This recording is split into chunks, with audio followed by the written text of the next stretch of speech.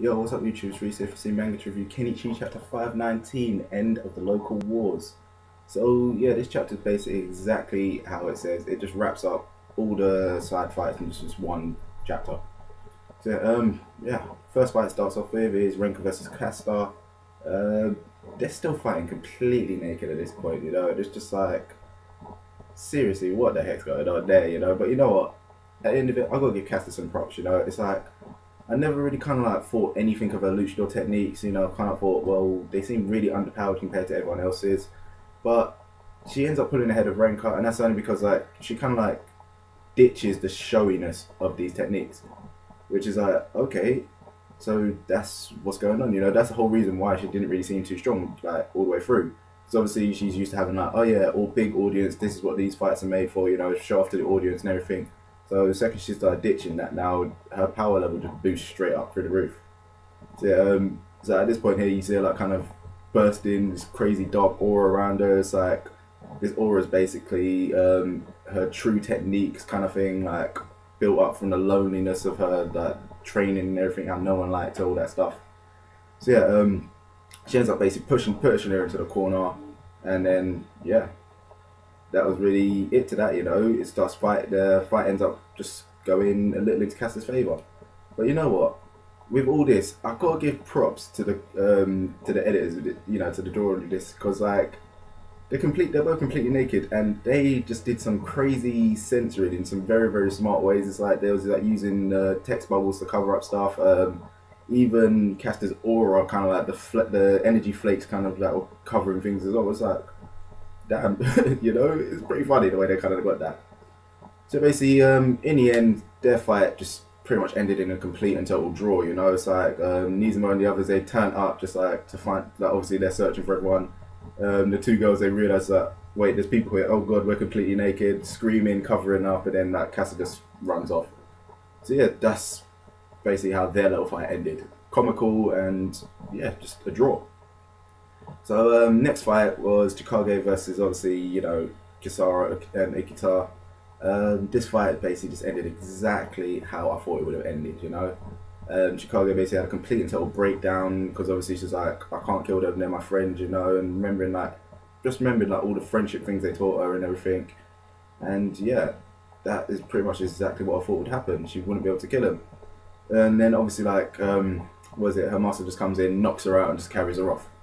So yeah, this fight I never really thought it was gonna end any other way, you know. It's like Kisara, she's kinda strong, yeah, but you know, she's not on Yomi level yet. It's like, let's just face it, she's got some decent ability, she's got a decent ability, but Yomi level, no, she's just still below that. So obviously they'll be able to take her out. I think that there's only a couple people who's literally at Yomi level, which is obviously Kenichi for one. Mew, Takeda, he's reached there now. I would say Sig as well, you know, because obviously he's got his whole counter ability thing, you know. But those guys are really the only real main ones. So everyone else is kind of like, I don't know, they've kind of got a bit lax since their Ragnarok days, so they kind of need to bring it back up. So yeah, one thing that should annoy me about this little fight here was the fact that Freya, you know, she's just been watching this whole time, and she even mentioned, it's like, oh gosh, I need to step in now, you know. She went down and basically picked up Ikita while he was knocked out on the floor while Chicago's having a little breakdown. But my little thing with this is just like, why the heck was she just sitting there watching? You know, it's like, I'm not sure whether I missed something in some of the earlier chapters, like whether Ryoto basically said, you know what, don't even bother trying to do anything, just sit back and watch. But yeah, I don't know why she didn't just get involved in the first place. You know, she could have like stopped it a lot quicker.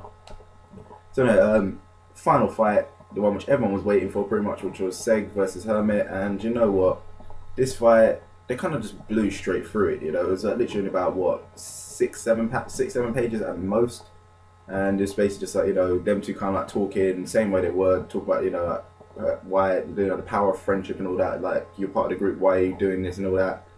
And it pretty much ended in Hermit's win, you know. It's like you just see in the panel just Hermit standing on top of Sig's chest, and it's like Sig's obviously still the bigger man with this, because obviously it's like he ends up saying the one thing which kind of pisses him off the most, which is, you know what, if you fought Kenichi now, you would lose. It's like, damn. You know, because like Herbert, he's like another one of my favorite characters. You know, he's a cool character, and you know, just like back in the Ragnarok days, he was obviously Kenichi's big rival. You know, he was like the Grimjaw to his Ichigo. You know, so the Sasuke to his Naruto, that type of thing.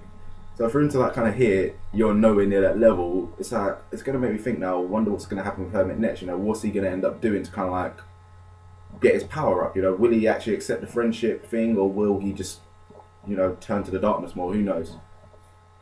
So yeah, that's pretty much all three fights right there. You know, that's this entire chapter.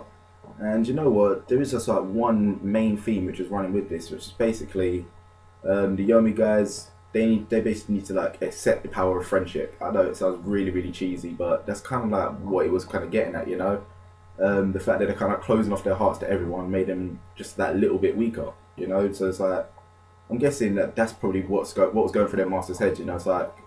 Yeah, you guys are getting a bit too cozy there. You know, we don't want you to open. We don't want you to open your hearts at all. We just want you to just like the fact that you're like this means you need to cut all ties with everything. You need to go, just kill them, and then you'll be back to normal.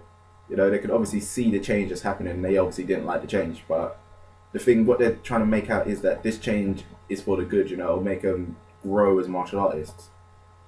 So yeah, this chapter, it was all right, but I must admit I was a little disappointed. You know, just the fact that they kind of like breezed through all three of them in one chapter. I thought they could have at least given like each fight its own separate chapter to end, and then they could have like gone a little bit more in depth. You know, like gone a bit more like the little kind of bit where they talk about Caster's past, how her family didn't like her, and that they could have done a little bit of a flashback there, a couple of pages, and then would have explained a bit more. The Seg versus Hermit fight. Come on, everyone! I know we was all waiting for this fight, just like, oh gosh, you know, it never happened. We want to see this. It's exciting, and they just literally just washed over it. So yeah, I'm guessing that this is just because they're kind of speeding it up to get to the Kenichi versus Berserker fight, which I am hoping they are going to literally pull out all the stops for this one. You know, I'm hoping it's going to be literally as epic as just every other Kenichi versus a Yami disciple fight.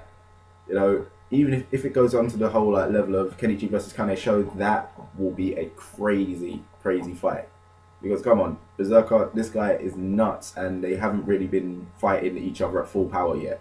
So hopefully over the next couple of chapters, that is what we're going to see.